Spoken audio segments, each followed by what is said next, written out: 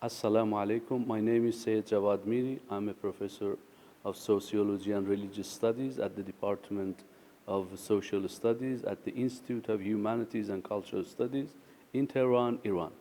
I'm very glad that to be here. Actually, my presentation was on how Ali Shariati, an Iranian sociologist, looked at the question of indigenization and what did he mean by indigenization.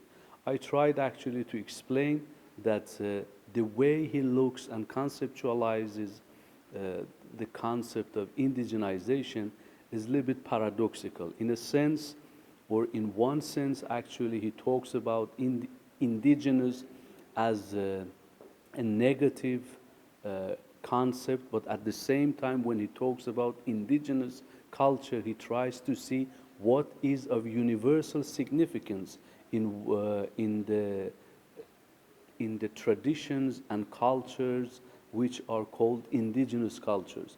And I tried actually to explain his distinction, conceptual distinction between the concept of indigenous Bumi and the concept of insan, actually what he took as